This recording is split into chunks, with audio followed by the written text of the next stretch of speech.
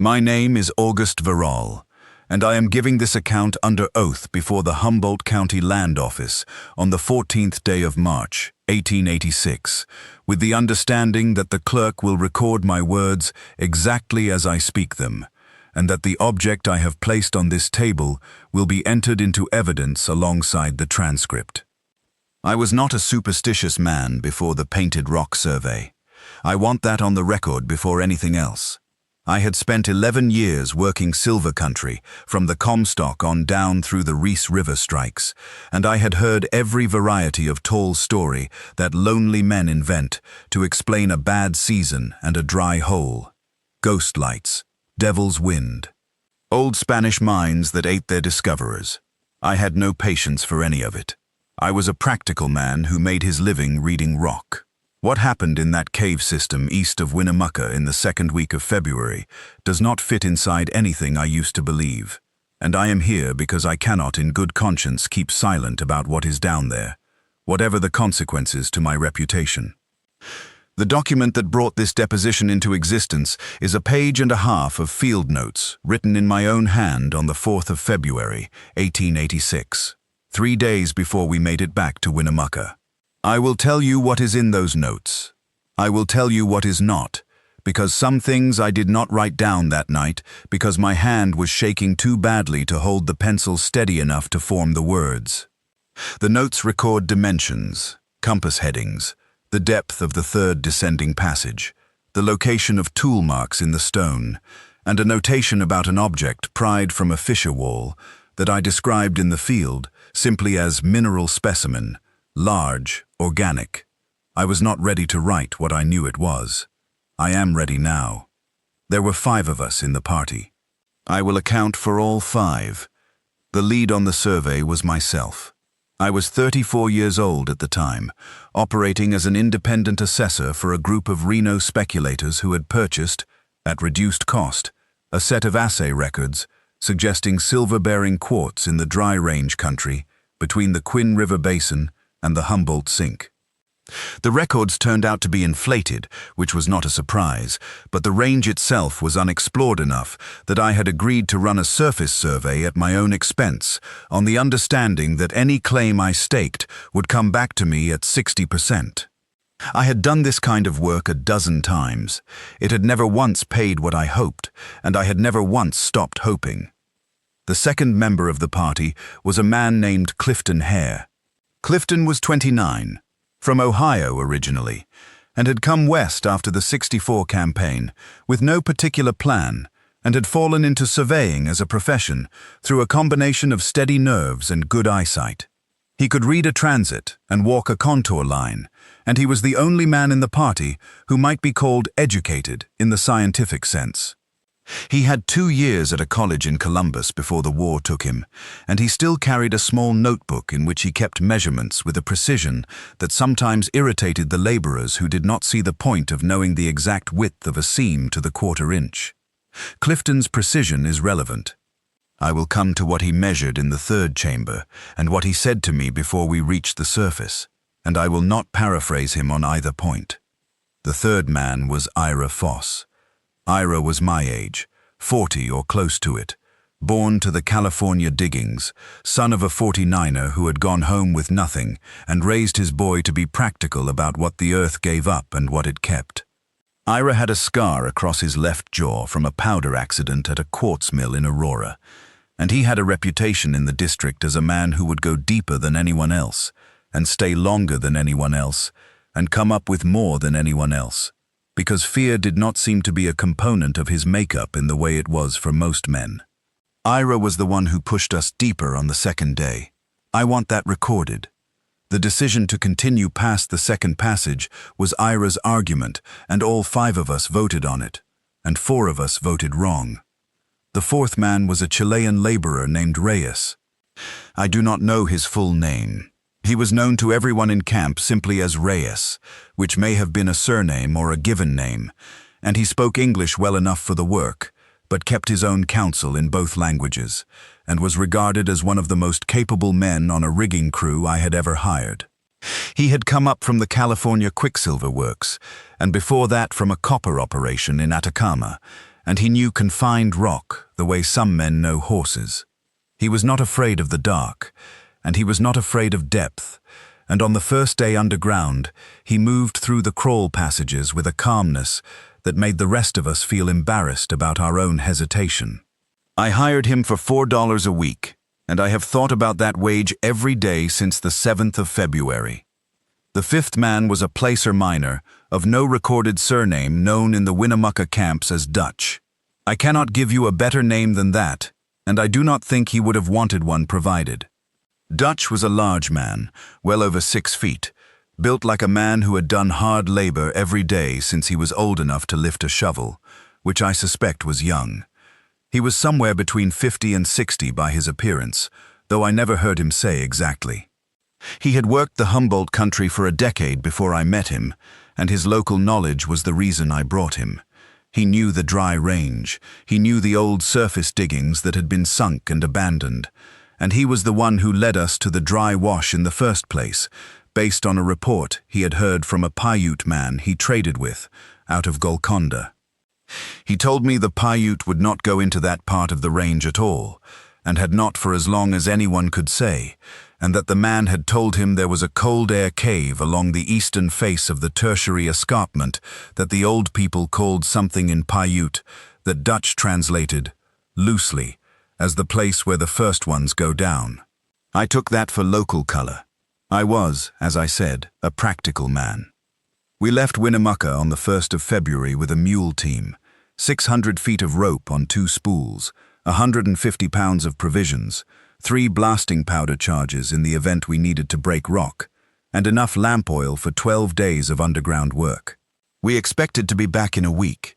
The weather was cold but stable, and the dry range in February is navigable if you know the terrain, which Dutch did. We reached the dry wash on the 3rd of February. I need you to understand the landscape, because the landscape is part of what made this possible. The eastern ranges in that district are not what most people picture when they think of Nevada. They are old, genuinely old, and the geology is complicated in ways that the surface does not reveal. You can walk for miles across flat hardpan and never suspect that the ground beneath you is not solid at all, but riddled with dissolution channels and ancient void spaces carved by water that has not run there since before any living memory of the place. The dry wash ran between 2 tertiary ridgelines that had been upthrust and then partially collapsed, and where the wash terminated at the base of the eastern face, the rock was fractured and broken in a way that Dutch recognized as significant. He had seen similar formations at other sites in the district. He said cold air was coming from somewhere under the toe of the slope. He was right. You could feel it when you put your hand against the rock. Not a draft exactly, more a breath. Slow and continuous, coming from depth. The temperature differential between the air at ground level and the air seeping from the fissures was significant, perhaps 15 to 20 degrees by Clifton's estimate. Clifton made a note of it.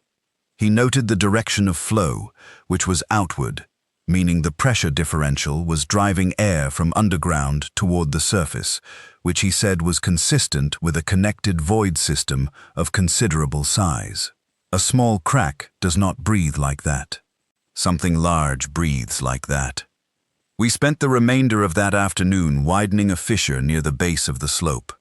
It was straightforward work, Reyes and Dutch breaking the weathered cap rock with picks, while Clifton and I assessed the cavity forming below. By late afternoon we had an opening roughly 4 feet wide and 3 feet high, and the cold air was coming through it steadily. Ira dropped a lit lamp through, and we all watched the flame. It burned upright. The air was not foul. There was oxygen below, and the presence of that outflow meant the system connected somewhere deep enough to be pressurized. We camped at the wash that night. I will tell you what I heard in the night because it is relevant to everything that follows. I woke some time before dawn. I do not know the exact hour. I had been sleeping lightly because of the cold, and I woke with the sense that something had changed, which I could not identify for several seconds. Then I understood what it was. I could hear something. Not wind, not the mule shifting at the picket line. Something else, coming from below the ground, so faint and low that I could not be certain at first that I was hearing it at all, and not simply feeling it in the way that you feel the approach of thunder before you hear it properly. It was a deep, resonant percussion, rhythmic, spaced perhaps 3 seconds apart, like a hammer striking a very large bell, except the bell was hollow and the hammer was stone, and the whole thing was muffled by 200 feet of rock. I lay in my bedroll and listened to it for what I judge was 4 or 5 minutes, and then it stopped, and after another minute, I told myself it was water movement in the formation and went back to sleep. I should have told the others that morning. I did not. I told myself there was nothing to tell. This was one of my errors. We entered the cave system on the morning of the 4th of February. The upper passage was navigable, standing upright for the first 40 feet. After that, the ceiling dropped and we moved in a crouch for another 20 feet before the passage opened again into what I will describe as the first chamber, a natural cavity perhaps 30 feet across and 15 feet at the crown of the ceiling. The walls were dark limestone, wet with seepage in places, and the floor was largely flat, which was unusual and which Clifton remarked on immediately. He said the floor was too level, that natural dissolution chambers rarely formed with that degree of horizontal regularity. He got down on one knee and looked at the stone close up with his lamp. He said it looked worked. I told him limestone did all kinds of things under pressure and water, and he agreed with me, and we moved on, and I wish now that we had given that observation the weight it deserved. The first chamber connected to a second passage that ran southwest and downward. The descent was gradual at first, perhaps a 5-degree pitch, but it steepened as we went, and by the time we reached the second chamber we had dropped, by Clifton's aneroid reading, approximately 60 feet below the surface. The second chamber was larger. Clifton paced it at roughly 60 feet in the longest dimension, and the ceiling was up to 20 feet in places. There was a small pool of standing water in one corner, very cold, and the air temperature in the chamber was perhaps 40 degrees. The sound came back here. Not the percussion yet. Something else. A kind of low harmonic resonance, not quite sound and not quite the absence of it, that seemed to rise from the stone itself when the passage was quiet. Ira heard it first.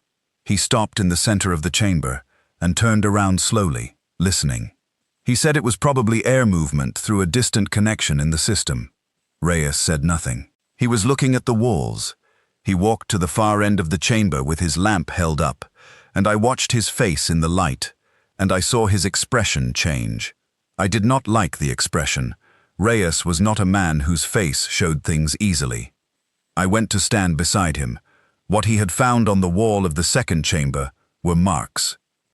Cut marks, incised into the limestone in long, regular strokes, crossing each other at angles in a pattern that I did not recognize as any mining notation or survey mark I had seen in 11 years of this work. The strokes were clean, not chipped but sheared, as if made with something harder than iron. They covered a section of wall perhaps 10 feet wide and 5 feet high. The lowest mark was about 3 feet from the floor. The highest was at 8 feet. And I want to be precise about that, because a man of average height, standing on another man's shoulders, could barely reach 8 feet. Clifton measured the height from the floor with his tape and wrote it in his notebook without comment. And when I asked him what he thought, he said he did not yet know what he thought. We ate a cold meal in the second chamber and discussed the descent. Ira was for going deeper. He argued, not unreasonably, that the marks on the wall were evidence of prior human activity, possibly of a pre-Columbian digging operation of the kind that had been theorized in the literature about Spanish colonial exploration, and that wherever there was evidence of prior human digging, there was a reason those men had gone there, and the reason was almost certainly mineral wealth. This was not a foolish argument. It was the argument I had been making to myself since we entered the first passage. Dutch said he was fine either way. Clifton said nothing for a moment, and then he said that the marks were high on the wall, and that the pitch of the floor suggested the system went considerably deeper, and that he thought we should note the location and return with more equipment and a larger party. I remember he used the word deliberate to describe the marks. He said they were made deliberately and with considerable force, and that he thought the source of the forced airflow was almost certainly a lower connection to the surface, and that whatever had made the marks had used this system in a manner we did not yet understand.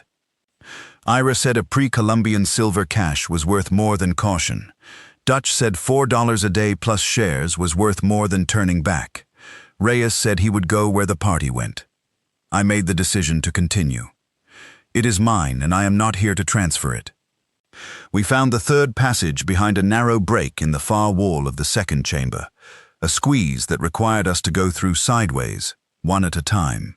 On the far side, it opened immediately into a descending shaft, steeper than anything above, running at perhaps a 20-degree pitch, for a distance I estimate at 90 feet, before it leveled into the third passage proper. We used the rope on this descent, anchoring to a limestone boss at the head of the shaft. The air was colder here, much colder, perhaps 35 degrees, and the airflow was stronger, coming upward past us as we descended, which meant we were descending toward its source rather than away from it. The third passage was where I found the tooth. I want to describe this carefully because I understand that the object itself will be the principal point of disbelief in this account. I have placed it on this table. It is there for any man to examine who doubts what I say. I have spoken with a physician in Winnemucca who examined it at my request and told me it bore every morphological characteristic of a human molar, that the enamel structure and cusp pattern were human in form but enlarged to a degree he had no framework for, and that it was not a fossil, by which he meant the mineral content of the tissue had not been fully replaced by stone, which would indicate considerable but not geological age. He would not put a number on it. He told me he preferred not to be associated with the object publicly, and I have respected that preference by not naming him here. But I note that his assessment is corroborated by my own observation, and the observation of the other two surviving members of this party. The tooth was in a fissure in the left wall of the third passage, at approximately 9 feet of elevation from the floor. I noticed it because my lamp caught the pale color of it against the darker limestone, and because the shape of it was unmistakable. I am familiar with teeth. Every man who has worked close quarters with mules and horses is familiar with teeth. I know what a tooth looks like, and I know what a rock looks like, and this was not a rock. I got Reyes to cup his hands at waist height, and I stepped up and used my knife blade to work the object free from the fissure, and when it came out, I held it in both hands, because it required both hands. It was nearly 4 inches across at its widest point. The roots were intact. They were the length of my index finger. The crown had the ridged, knobbed profile of a human grinding tooth, scaled up in every dimension. It was not a bear tooth. It was not a horse tooth. I have seen both. It was a human molar, and it was 4 inches across. Clifton measured it with his tape in the passage, kneeling on the floor, and wrote the measurements in his notebook. He did not say anything for nearly a minute after he finished writing. Then he said that the fissure it had come from was at 9 feet of elevation, and that whatever had lodged it there had done so, he believed, without standing on anything, based on the absence of any disturbance in the floor dust directly below the fissure. I told him I was aware of the implication of that. He said he thought we should go back up. Ira said the passage opened further ahead. He was right. It did. I am going to tell you what happened next in the order it happened, because I believe an orderly account is the only thing that gives this any credibility at all. I have resisted the temptation to lead with the encounter itself, because I need you to understand how we arrived at it, what the progression was, and why 5 reasonably experienced men in the company of a good lamp and adequate supplies found themselves continuing downward rather than retreating when every sensible instinct should have driven them to the surface. The answer is that we were prospectors. We were built to go deeper. It is not a virtue. I know that now. The third passage ran for perhaps 200 feet before widening into a larger space. The floor here was unusual. It was not the irregular rubble typical of dissolution limestone. It had been broken and then cleared, the broken stone pushed to the margins in a manner that left the central path relatively smooth. Clifton photographed nothing, because we had no photographic equipment. He drew the passage layout in his notebook and recorded the anomalous floor preparation. I have examined his notebook since. His drawing is accurate. The walls of this wider section bore more of the incised marks, heavier than those in the second chamber, deeper, more numerous. They covered both walls continuously for the full length of the section, floor to ceiling, and the ceiling here was low, perhaps 7 feet, which meant the marks on the upper portion were made by something standing at close to full extension. That is the point I keep returning to. Floor to ceiling, and nothing I have seen in 11 years of mining, nothing in any description of pre-Columbian or indigenous mining practice I have ever read, produces tool marks like those. They were not mining marks. They were not directional. They were not assay notation or survey code. Clifton copied several into his notebook and told me they appeared to be consistent across the sections he examined, meaning they were not random but patterned, which means they were either decorative or communicative or both, and either possibility implied something about who made them that I did not want to acknowledge in the passage itself. We camped at the head of the wider section, rather than descending further that day. It was past midday, and the light would not help us. But the truth is that the tooth had shaken the party more than Ira let on, and even Ira agreed we should eat and rest before continuing. Dutch had been very quiet since the second chamber. He was a man who talked constantly, under ordinary circumstances, which was sometimes annoying and sometimes pleasant, depending on the quality of the stories, and his silence in the deep passage was more unnerving than any strange mark on a wall. It was during that camp, in what I estimate was the late afternoon based on the time we had been underground, that the percussion returned. It was not the faint rumble I had heard the night before at the surface. This was different, louder, more definite. Still low, still resonant, but clear enough now that there was no possibility of mistaking it for water movement or settling rock. It came from below, from significantly below. The interval between strikes was roughly 3 seconds, and each strike produced a vibration that I could feel in the soles of my boots if I stood still. It was as if someone was striking the floor of a vast hollow space with a stone the size of a cartwheel, slowly, deliberately, at the same interval, over and over, and the sound was traveling upward through the formation and reaching us diminished but unmistakable. I looked at Dutch. Dutch was looking at the floor. Ira said it was probably water hammer in an underground stream. He said this in the way a man says something he does not believe, because he wants the situation to remain what he decided it was before he found the tooth. Clifton said nothing. Reyes looked at the passage ahead of us, the one that led down toward the source of the sound, and he said in a voice that was entirely calm that whatever was down there was large enough to make the rock speak, and that he had heard something similar once in an old copper mine in Atacama that had penetrated a fissure system no one had fully mapped, and that the men on that crew had not gone deeper when they heard it. I asked him what had happened to the men on that crew. He said most of them had gone home. I asked what about the ones who had not gone home. He said they had gone deeper. The percussion continued for perhaps 20 minutes, growing neither louder nor softer over that period, and then it stopped completely. The silence that followed was heavier than any silence I have sat inside before or since. Sound has an architecture in those chambers that open air does not, and when the percussion cut off, it left a kind of negative echo that I could feel in my molars.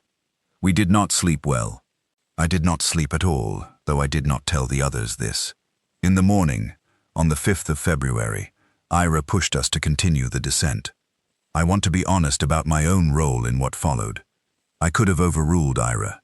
I was the lead on the survey, and the others would have followed my judgment. But the tooth was sitting in my coat pocket where I had put it the previous evening, and I had spent the sleepless night thinking not about the percussion or the marks on the walls or Clifton's measurements, but about the speculative value of what those marks might mean about what was in the lower passages. I am not proud of this. I am recording it because it is true, and because I believe the clerk, and whoever subsequently reads this account, should understand that what happened was not entirely a matter of ignorance. We had sufficient information by the morning of the 5th to turn back. We had the marks, the tooth, the percussion, Dutch's silence, Clifton's worry, and Reyes's account of Atacama. We had more than sufficient information. We chose to disregard it, and I led that choice as much as Ira did. We descended from the third passage at approximately 8 in the morning. The shaft below the wider section was steeper than anything above. We used the rope again, moving one at a time, Reyes first, because he was the best on a line and could assess the landing for the others. The descent was roughly 40 feet, to a small platform of broken rock, and from there a natural ramp curved away to the left and downward at a pitch that was just barely navigable without a rope, if you were careful with your footing. The air coming up the ramp was very cold, perhaps 30 degrees, and it smelled different. I noticed this, and I noted it in my field book. The smell was mineral, deeply so, the kind of mineralized air you sometimes get near active silver deposits, but there was something under it, something organic I could not identify.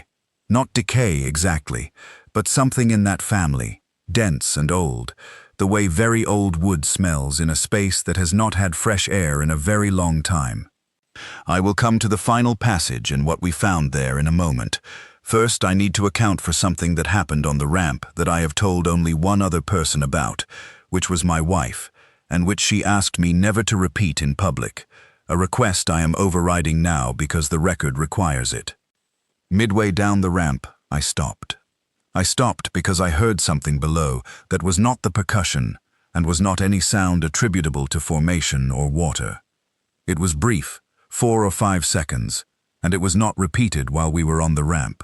What I heard was a sound consistent with very slow, very deep breathing, amplified by the acoustics of the passage, rhythmic and unhurried, and it was coming from below the ramp, from the larger space at the bottom. I held up my hand, and the party stopped. We listened. Nothing. The percussion was absent. The breathing sound was not repeated. After 30 seconds, I told myself that the acoustics of curved stone passages played tricks with sound, which is true, they do, and I told myself what I had heard was an echo of our own movement in the shaft, which was possible, and I signaled Clifton to continue behind me, and we went down the ramp. The fourth chamber was large. I cannot give you precise dimensions because we did not cross it. We stopped at the base of the ramp and held our lamps up and looked at it from the entry point. The ceiling was, by Clifton's immediate estimate, between 14 and 16 feet. I mention the ceiling height because of what it implied. We were in a space capacious enough to accommodate something of considerable vertical stature with room to move freely, and this was the first chamber we had encountered where crouching was not required. The floor was extensively prepared. The same broken and cleared method as the wider section above, but more thorough, more deliberate.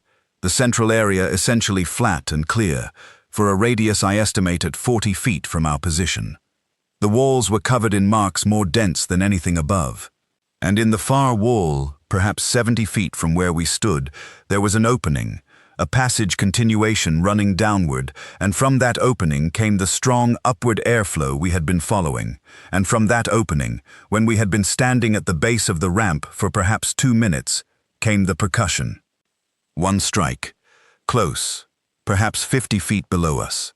The vibration came through the soles of my boots, and up through my knees, and I felt it in my chest, and I watched every man in the party feel it at the same time in his own body. It was a single strike, and then nothing. Then, after perhaps 10 seconds, a second strike, closer, the interval shortening, and I understood that whatever was producing this sound was ascending, coming up from below toward us, and that the shortening interval was either a function of proximity or intention, and I did not wait to determine which. I told the party to go back up the ramp. Ira did not move immediately. He was looking at the far passage entrance. He said we should wait and see. I told him we were not waiting. Clifton was already at the ramp. Reyes moved to the ramp without being told. Dutch was looking at the floor of the chamber, and his face had gone the particular color that a large man's face goes when something has reached through his particular quality of fearlessness and found the older thing underneath it. A third strike, The interval was shorter, maybe 6 seconds. And with the third strike came the sound I had heard on the ramp, the breathing, now unmistakable, now clearly below us but rising, the slow, deep rhythm of something very large that had not yet reached a pace suggesting urgency, but was moving in the way that something moves when it is not surprised and is not hurrying because it does not need to. Ira said, "Let it come." Those were his exact words. I want them in the record. He said, "Let it come," meaning, let it reach us and we would see what it was and make a judgment from there. And for a second, I understood the logic of it. I did, because that is how prospectors think. You go to the thing, you examine it, you make your determination, you do not run from uncertainty. That is how we think. It is how we are built. The fourth strike hit while Ira was still standing there. The vibration was strong enough that I felt it in my teeth. The sound that came with it from the far passage was a resonance that filled the chamber and seemed to bounce from every surface simultaneously. It was no longer just percussion. It was accompanied by something, a kind of exhalation, a deep sound at the base of the human vocal range, but lower, much lower, not speech, not a call, more the sound of a creature that has been disturbed and is expressing that disturbance in the only terms it has, which was enough for me to know that the creature was aware of us. Specifically, that this was not an ambient activity we were overhearing, but a directed response to our presence in its space. I took Ira by the arm. He was a big man, but I am not small, and the moment required a kind of grip that does not invite discussion. I put him on the ramp ahead of me. We went up quickly. Dutch and Reyes were already above us, Clifton just behind them. The percussion continued below as we climbed, the intervals shortening, and by the time we reached the platform at the top of the 40-foot shaft, I could feel each strike clearly, not just in my feet but in my sternum, a deep resonant pressure that the human body registers as something between sound and weight. I went up the rope last. The others were already moving into the third passage by the time I got off the rope. We moved through the third passage at a pace that I will not dignify by calling a walk. We were moving as fast as the ceiling allowed, which in the lower portion meant crouching and moving quickly, and the percussion below us continued to accelerate. Not a regular rhythm anymore. Faster, uneven. The intervals had dropped to perhaps 2 seconds between strikes. I had the sense, which I cannot fully explain, and which I recognize sounds like the account of a frightened man projecting intention onto random phenomena. But I had the sense of something ascending below us, that was not ascending at random, that knew where we were going, that was not simply disturbed, but was following. We reached the squeeze between the third and second chambers, one at a time. Clifton first, then Ira, then Dutch. Reyes was behind me, and I went through next and he was last. We were in the second chamber when I heard, from the direction of the third passage, from the far side of the squeeze, a sound that I will not be able to convey adequately in words. It was not a percussion strike. It was a long, slow sound, resonant and low, that filled the passage the way water fills a container, from the bottom up, and it lasted perhaps 4 seconds, and it was neither animal nor mechanical, and it was not the sound of any human throat I have ever heard, but it carried something human in its texture, something in the register and the rhythm of it, and that is what broke the last reserve I had been keeping about what we were dealing with. Animal sounds are not in that register. They do not have that quality. Whatever was in the lower passage spoke its awareness of us in a register I recognized at some level below my rational mind, and the part of me that recognized it was very old and had no language. We did not pause in the second chamber. We went through it at a run and into the first passage and up toward the surface. I need to stop here and describe what I saw before we exited the first passage. I need to describe it carefully because it is the central event of this account. The first passage slopes upward at perhaps 30 degrees and runs roughly 60 feet from the first chamber to the entry squeeze. Near the junction of the passage and the first chamber, there is, or was, a natural bench of limestone on the left side, roughly 3 feet high and 5 feet wide, worn smooth. As we came through the chamber at a run, heading for the passage, Clifton was first and Dutch was second, and Ira and Reyes were behind me. I was the last one through the chamber because I stopped. I stopped because there was a lamp left in the chamber. It was Reyes's spare lamp. He had set it on the limestone bench when we initially passed through on the way in, and in the speed of our retreat, no one had picked it up. The lamp was burning. It was throwing a 20-foot circle of light around the bench, and in that light, from where I stood at the edge of the passage entry, I could see the far side of the chamber in full detail. The far side of the first chamber connected, at floor level, to a narrow secondary fissure that none of us had paid attention to on the way in, because it was barely 18 inches wide, and we had not been looking for passages. The fissure was 18 inches wide, at the point where the limestone had fractured. But the figure that filled that fissure, and had paused there, in the lamplight, and was looking at me with an expression that I can only describe as deliberate attention, was not 18 inches wide, and I do not fully understand how it had passed through that crack, or how much of what I saw was the effect of lamplight and raw animal fear on an exhausted mind. It was upright. That is the first and most important thing. It was standing upright in the fissure, and the crown of its skull was level with a point on the wall that I subsequently measured, after the others were outside, as 7 feet 4 inches from the floor. By the angle of its stance and the degree of stooping it was doing to hold its position in the narrower upper section of the fissure, I estimate its full standing height at not less than 9 feet. I am not guessing at this. I have been measuring rock and structural formations for 11 years. 9 feet is a conservative estimate. It may have been more. The build was massive. I mean genuinely massive. Not the exaggerated massiveness of a large man scaled up in memory, but the structural massiveness of a body engineered for heavy labor and deep cold over a span of time that produces not simply size but density. The shoulders were broad past any human proportion I have witnessed, and the arms, which were partially visible, were long relative to the trunk, in a way that read immediately as wrong to my eye. The head was large, proportionately large, broad at the cranium in a way that reminded me, in that terrifying fraction of a second, of the tooth in my pocket. The color of the hair. It was the detail I did not write in my field notes that night, because I did not know how to write it without sounding like a man who had lost his mind. The hair was red. Not the copper or auburn of Irish or Scottish men I had worked alongside, but a deep, dark red, the color of old dried blood, and it was very long, and there was a great deal of it, and in the lamplight it caught the flame and threw back a warmth of color that was almost beautiful, in the way that a dangerous animal in full health is beautiful, which is to say completely, and without any comfort in it. It was looking at me. The eyes caught the lamplight and reflected it in the way that cat eyes reflect lamplight, not the flat reflection of human eyes in the dark, but an active, outward shine, and the color of the reflection was a pale amber. It was looking at me, and it was not moving. It did not appear alarmed. It did not appear angry.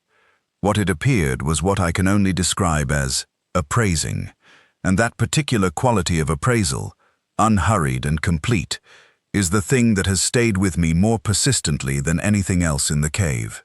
Not the size, not the hair, the stillness of it, the complete absence of the uncertainty that animals show when they are surprised. There was no surprise in it at all. I stood in the passage entry and looked at it for perhaps 5 seconds. 5 seconds is a long time in that circumstance. I looked because I needed to know what I was looking at. I needed my mind to name it and file it in some category I already possessed. It would not file. It did not belong to any category I already possessed. It was real and immediate, and it was looking at me the way an old man looks at a child who has wandered into his house, not with hostility, not with welcome, with a kind of ancient assessment that contains both the capacity for either and has not yet decided. Then from below, from the direction it had come, the percussion sounded again, and it broke whatever stillness had held us both. The figure turned its head toward the sound, a slow turn, precise, and in that turning I saw the profile of the skull and the structure of the jaw, and I saw the size of the teeth when the lips moved, and I did not wait for whatever came next. I ran. I went through the squeeze and up the upper passage and out through the entry we had broken in the rock and into the cold Nevada air, and when I got to the surface, the other 4 were already there, and the mules were pulling at their pickets because animals knew something was happening, even from a distance, and I looked at the 4 men, and I knew from their faces that none of them had seen what I had seen, because none of them had stopped. I told them what was below. I told them exactly. I told them as plainly as I am telling you now, and when I was done, Clifton sat down on a rock and did not speak for some time, and Ira, who had argued let it come in the lower chamber, looked at me with an expression I had not seen on his face before, which was the expression of a man who has been given a gift he did not want. Dutch said one thing. He said the Paiute man had told him those caves ran deeper than any living man had been, and that the right thing was to close them. We argued for 2 hours. It was the hardest argument I have ever been in, and I have been in legal disputes over claim boundaries and mineral rights that lasted months. The core of the argument was simple. There was something below us. It was large. It was not alone, based on the percussion that had continued intermittently during our time on the surface, suggesting activity at depth that involved more than one entity producing the sound. And it had approached us, had ascended toward us, and now knew the location of our entry point. We had 3 blasting charges. One sufficient charge placed correctly at the narrows between the first passage and the upper shaft would collapse enough material to close the entry and seal what was below from reaching the surface. The problem was Reyes and Dutch. Reyes had dropped a piece of equipment in the second chamber in the retreat, a rigging block that was not replaceable in the field, and that he wanted to retrieve. Dutch wanted to go back for the lamp Reyes had left on the limestone bench. What both of them actually wanted, I understood, was to look at what I had described. They wanted to see it. I cannot entirely blame them for this, because I understand the impulse. We had built our lives around going toward unknown things and not away from them. The instinct to go back and look was as deeply seated in both of those men as the instinct that was telling me with complete certainty that going back was the one option we could not take. Ira sided with me. He had been inside with the sound and the marks and the tooth, and he had said let it come, and he now knew what it had in mind to do when it came, and he was no longer interested in standing in its path. Clifton sided with me. He was, as I said, a careful man, and careful men sometimes have the rare gift of knowing when the evidence has said everything it is going to say. The argument about Reyes and Dutch was not about the rigging block or the lamp. It was about whether we acknowledged what we had found, or whether we maintained, for a little while longer, the useful fiction that we might yet come back with more men and more equipment and resolve the situation in our favor. I knew we could not. Clifton knew we could not. Ira had begun to understand it. Dutch and Reyes were still inside the other version of events, the one where a large thing in a cave is an obstacle rather than a boundary, and the boundary had been established not by our decisions, but by something that had been holding it long before we were born. I set the charge. I want to be precise about this. I placed the charge at the entry, not inside the passage, but at the entry fissure, in the cap rock immediately above the opening we had broken to gain access. Clifton advised on the placement. He said the cap rock was fractured enough that a single charge would drop sufficient material to seal the opening, and that the concussion would be directed outward if we placed it correctly, which would mean minimal disruption to the internal passage structure. He was trying, I think, to leave the possibility open that the passage might eventually be reopened by someone for some purpose he had not articulated. I let him place it where he said because he was right about the physics. Dutch and Reyes were not by the entry when I set the charge. They had gone, together, back to the entry fissure to see about the lamp and the rigging block, and when I told Dutch that I was setting the charge and that we were sealing the entry, he looked at me and said that he was going down for the lamp. Not a question, not a negotiation, a statement. He said that Reyes needed his rigging block and that he was going down for the lamp and they would be back out in 10 minutes and I could wait 10 minutes. I told him I could not. He said that was not his concern. "You wait," were the last words Dutch said to me.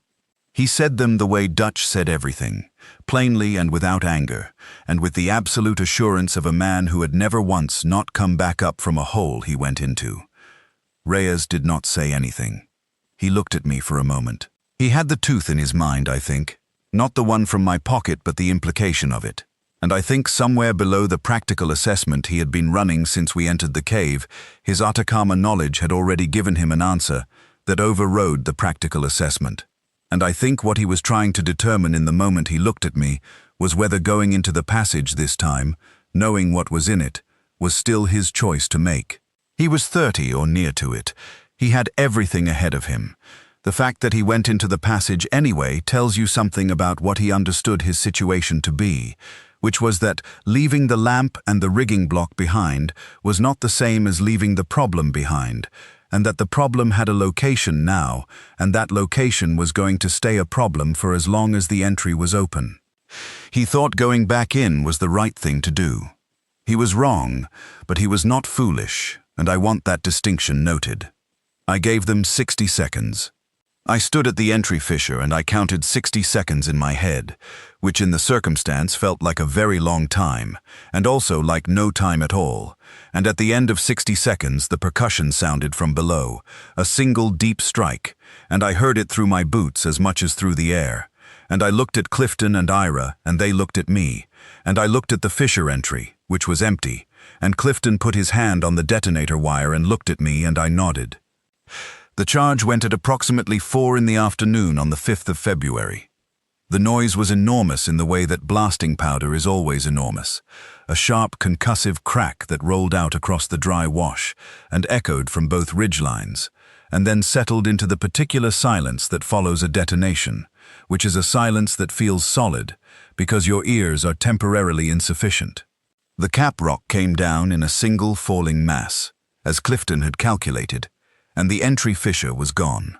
Where there had been an opening, there was a talus pile of fractured limestone 8 or 9 feet high, and behind it, now sealed, was the passage, and behind the passage was the shaft, and below the shaft was everything below the shaft.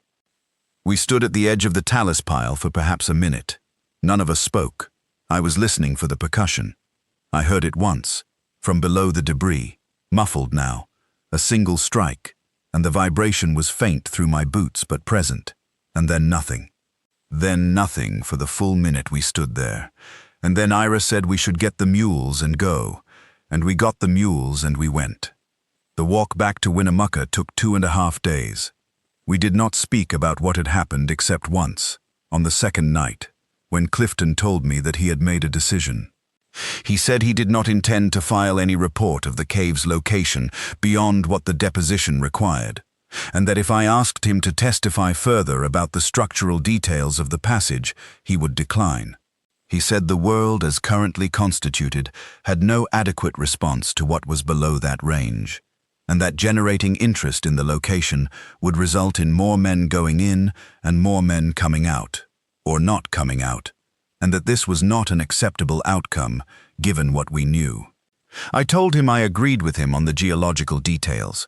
I told him the deposition itself was necessary because Dutch and Reyes were gone, and the record needed to say why.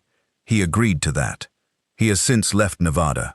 I do not know where he is, and I would not say if I did. Ira Foss has not worked underground since February.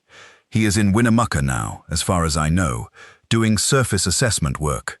He may corroborate this account. He may not. That is his decision. I have provided the tooth because concealing it struck me as wrong. I took it out of that cave and I have held it for 6 weeks, and every day of those 6 weeks I have been aware of what it means, which is not that something strange exists in an isolated cave in a remote range in northern Nevada, but that the kind of strangeness that tooth represents has been existing in this world for longer than anything in my understanding of the world can accommodate. Quietly, below ground, beneath ranges that no one has reason to go into, in caves that breathe cold air outward, through fissures that look like nothing from the surface. The tooth was placed in that wall at 9 feet of elevation. It was placed, not lodged by chance, because the fissure's orientation and depth were not consistent with accidental deposit, and the angle of insertion was perpendicular to the crack face in a way that required deliberate placement. Something put it there intentionally, at a height that was reachable without effort for whatever placed it, which tells you the size of what placed it, and that is the last measurement this account requires. I do not expect to be believed. I said that at the start, and I mean it. I am a prospector and a practical man, and I understand that practical men are not believed when they say things that exceed the practical frame. But Reyes is gone, and Dutch is gone, and the only thing left that proves they were inside that passage is this deposition and that tooth, and I will not let the record say only that 2 men were lost in a cave collapse, which would be incomplete in a way that amounts to a lie. The dry ranges east of Winnemucca run for approximately 60 miles of largely untraveled country. The dry wash I have described is not unique. There are dozens of similar formations in that district. Any one of them may have the same characteristic airflow. Any one of them may open into a passage system of the same type. Any man working that country who finds a fissure in a dry wash, drawing cold air upward from depth, should not attempt to determine what is below. I am not telling you this as a general caution about underground hazard, of which there are many, all of them documented and manageable.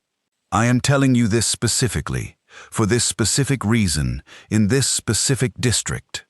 If you find a cave in that range, drawing cold air out of the ground, do not widen the opening. Do not send a lamp down before you. Do not listen to the man in your party who says let it come. Cap it. Walk away.